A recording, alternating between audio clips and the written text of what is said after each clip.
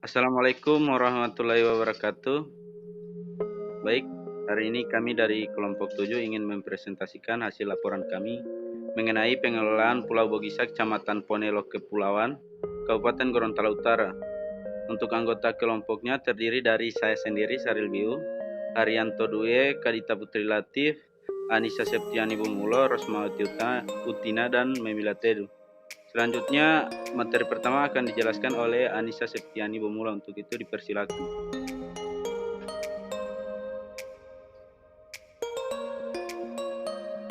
Baik, terima kasih atas kesempatan yang telah diberikan. Di sini saya akan menjelaskan tahap 1, yaitu persiapan dan perencanaan. Yang pertama, identifikasi masalah. Masalah yang pertama, belum adanya pengelolaan yang baik di pulau ini sehingga membuat pulau ini tidak terawat, bahkan jarang diketahui oleh wisatawan. Yang kedua, aksesibilitas menuju pulau ini kurang dan jaraknya juga cukup jauh serta sangat terbatas sebab jadwal penyeberangan hanya beberapa kali dalam sehari.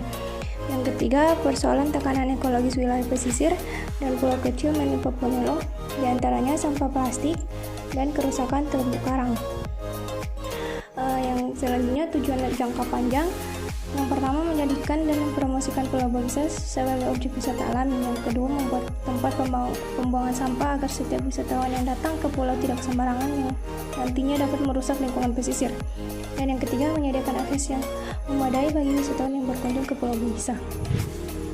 Selanjutnya, mitra kunci. Pusat kajian akan dilakukan oleh pemerintah Ponelo Kepulauan dengan masyarakat setempat. Untuk tim makernya sendiri, yang pertama itu ketua tim Syahril Biu, ahli ekonomi Kadita Putri Latif, dan Anissa Septiani Bumulo. Yang ketiga, ahli tata guna lahan, yaitu Haryanto Due, dan yang keempat, ahli sosial, yaitu Rosmawati Utina dan Memila Tedu. Selanjutnya, tim penilaian, itu yang pertama pemerintah desa, pemerintah daerah, masyarakat lokal, dan Dinas Kelautan dan Perikanan Kabupaten Gorontalo Utara. Selanjutnya, keluaran dan cakupan. Untuk keluaran, menciptakan konsep wisata bahari yang didasarkan pada view, keunikan alam, dan karakteristik ekosistem yang dapat dimanfaatkan secara berkelanjutan untuk menunjang perekonomian masyarakat setempat, memberikan masukan dan bahan pertimbangan kepada pihak terkait dalam pengembangan ekowisata Pulau Bogisa. Yang selanjutnya, cakupan. Kawasan pesisir Pulau Bogisa, Kecamatan Ponelo Kepulauan yang akan dimanfaatkan berada di daerah Kabupaten Gorontalo Utara. Keadaan geografis yang dimiliki Gorontalo Utara strategis turut mendukung pariwisata yang memiliki potensi besar. Jika dilihat dari geografis, Gorontalo merupakan daerah yang potensial bagi perkembangan pariwisata dan wilayah perbatasan dengan Sulawesi Utara yang juga terkenal dengan wisata baharinya. Yang selanjutnya, stratifikasi kawasan kajian. Yang pertama, laut. Memiliki kondisi terumbu karang yang masih cukup baik dan bervariasi, memiliki padang lamun yang berfungsi untuk melindungi wilayah pesisir dan Pulau Bogisa. Yang kedua, pesisir. Memiliki tekstur pasir putih yang halus, yang memanjang menjulur ke laut jika diperhatikan seolah membela lautan. 1.5 itu identifikasi opsi rentang. Perencanaan dan pengembangan objek wisata berdasarkan konsep yang dikemukakan GUNS 1972, yaitu konsep honeypot. Konsep ini lebih menekankan pada fasilitas dan pelayanan, di mana fasilitas dan pelayanan dikonsentrasikan pada area yang memiliki tingkat pemanfaatan yang tinggi sebagai upaya mengurangi tekanan pengunjung di area labil. Gambar berikut adalah gambar lokasi Ponelo Kepulauan menurut Google Earth 2018. Selanjutnya, identifikasi kriteria kajian. Yang pertama, untuk memetakan kondisi padang lamun di Pulau Bogisa, Kecamatan Ponelo Kepulauan, Kabupaten Gorontalo Utara. Yang kedua, Pulau Bogisa dan sekitarnya mempunyai potensi ekosistem perairan yang masih tergolong baik, salah satunya padang lamun dan terumbu karang. Selanjutnya, rencana kerja. Data yang diperlukan, yang pertama data penduduk sekitar, yang kedua data luasan Pulau Bogisa, Kecamatan Ponelo Kepulauan, yang keempat data faktor kerusakan Pulau Bogisa, diantaranya dokumentasi, laporan masyarakat, dan survei. Yang selanjutnya, kebutuhan kapasitas. Melibatkan seluruh masyarakat lokal, nelayan, penggunaan lahan di daerah pantai yang diperuntukkan pemukiman penduduk.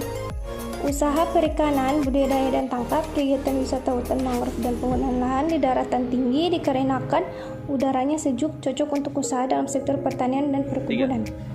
Berdasarkan scoring IPD tahun 2014 Bappenas, 3 dari 5 desa kawasan masih terkategorikan sebagai status desa tertinggal, diantaranya adalah Desa Malambe, Desa Otitola, dan Desa Tihengo.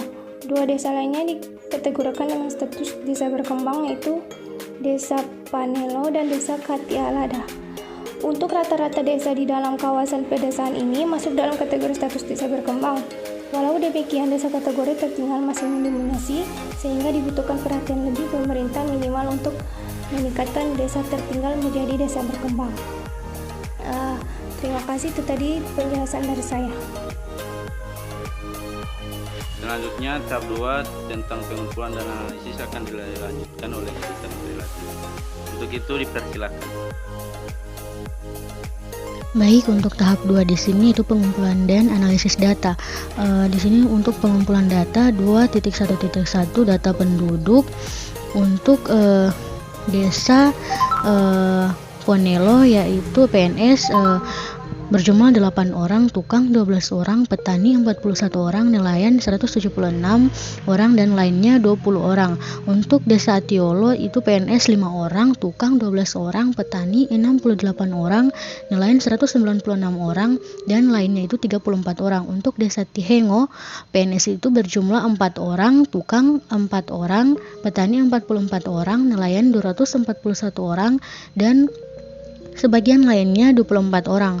Untuk yang terakhir desa Malambe itu PNS 10 orang, tukang 30 orang, petani 76, nelayan 192, dan lainnya itu 27 orang. Untuk 2.1.2 data luasan Pulau Bogisa, di sini ada Dudepo dan Ponelo. Untuk desa Dudepo itu untuk luasan Pulau Bogisanya itu dia 6,5 dan Ponelo itu 6,82%. Dan 2.1.3 data kerusakan Pulau Bogisa, pengendalian pencemaran dan kerusakan pesisir dan lautan. Dijelaskan bahwa perkiraan para ahli 80% sampah laut berasal dari daratan, dan yang disebabkan kurangnya layanan pengolahan limbah padat, dan sedangkan sumber sampah dari lautan dari kapal itu tidak terpakai dan bencana alam atau tsunami. Dan sementara sekitar 70% sampah laut itu berat seperti gelas, logam, dan peralatan lainnya dia mengendap, dan sisanya itu lebih ringan, dia mengapung seperti plastik. Nah, sampah plastiknya dia diperkirakan membunuh 100.000 mamalia laut dan 2 juta burung laut setiap tahunnya. Di sini untuk persoalan sampah desa Ponelo itu dia rusaknya ekosistem terumbu karang menghantui desa Ponelo. Sampah mengepung sepanjang pantai dan terumbu karang banyak yang rusak. Selanjutnya untuk penelitian ini dilakukan di gugusan karang pantai kedalaman 1-6 meter. Dia menunjukkan terumbu karang yang mati, dia berbentuk bebatuan. Ancaman baru yang mempengaruhi kondisi ekosistem terumbu karang ini diantaranya kunjungan wisatawan. Dan terakhir dia Provinsi Gorontalo juga dia memiliki peraturan daerah nomor 4 tahun 2018 yang di tengah digulirkan adalah penurunan kualitas lingkungan dan ekosistem seperti mangrove, terumbu karang, padang lamun, dan juga mitigasi bencana dan adaptasi perubahan iklim. Bisa dilihat di sini gambarnya. Sampah yang mengotori laut dia juga merupakan salah satu ancaman dari biota laut, dan juga sampah tumpukan kayu, styrofoam juga, dan gelas plastik dia dan sampah rumah tangga terlihat sangat jelas dia mengotori perairan desa Ponelo. Selanjutnya 2.2 ada pemetaan geospasial kesempatan restorasi. Di sini ada gambarnya peta kawasan perdesaan wisata Ponelo Kepulauan. Jadi hasil survei dilakukan bersama para tokoh masyarakat dan pemerintah lokal kawasan perdesaan wisata Ponelo Kepulauan. Didapatkan kawasan sebesar 41,35 km per kubik. Untuk jumlah penduduk kawasan perdesaan wisata Ponelo ini terdapat sebanyak 6,421 jiwa. Selanjutnya untuk penggunaan lahan di kawasan perdesaan wisata Ponelo Kepulauan dibagi dalam 2 kategori, yaitu penggunaan lahan di daerah pantai yang diperuntukkan permukiman penduduk dan usaha perikanan, budidaya, dan tangkap. Nah, kegiatan wisata hutan mangrove ini dia menggunakan lahan di daratan tinggi karena kan udaranya sejuk, cocok untuk usaha dalam sektor pertanian dan perkebunan. Selanjutnya saya kembalikan kepada moderator. Terima kasih. Untuk analisis ekonomi akan dilanjutkan oleh saudari Memilatiri. Untuk itu dipersilakan. Baik, terima kasih. Selanjutnya yaitu 2.3 analisis ekonomi, di mana Kecamatan Ponelo Kepulauan diketahui sebagian besar masyarakatnya merupakan nelayan. Selain itu, potensi sumber daya hayati laut yang dimiliki pun beragam. Sumber daya hayati yang dimiliki antara lain Bipalpia. Pada Kecamatan Ponelo, mayoritas masyarakatnya sebagai nelayan. Di samping sebagai nelayan, masyarakat di kecamatan tersebut ada yang memiliki profesi sebagai petani dan pedagang. Sehingga tak heran lagi banyak sekali pengunjung yang berdatangan di kecamatan tersebut, yang tertarik akan potensi-potensi yang dimiliki, seperti hasil kerajinan tangan yang berasal dari laut, contohnya karang, bia, dan lain-lain, dan juga menjadi tempat rekreasi, serta sebagai tempat produksi hasil-hasil biota laut. Sedangkan realita kehidupan di wilayah pesisir pada umumnya merupakan kantong-kantong kemiskinan struktural yang sangat mencemaskan, di mana secara internal sifat hasil produksinya yang mudah busuk. Yang kedua, jebakan perangkap hutang pada tengkulak atau juragan akibat irama musim ikan yang tidak menentu, serta kondisi perairan yang sudah tangkap lebih modernisasi. Untuk penangkapan, kerasnya persaingan usaha dan mekanisme pasar, di mana tekanan kenaikan dan kebutuhan pokok membuat suatu pilihan sulit bagi keluarga nelayan.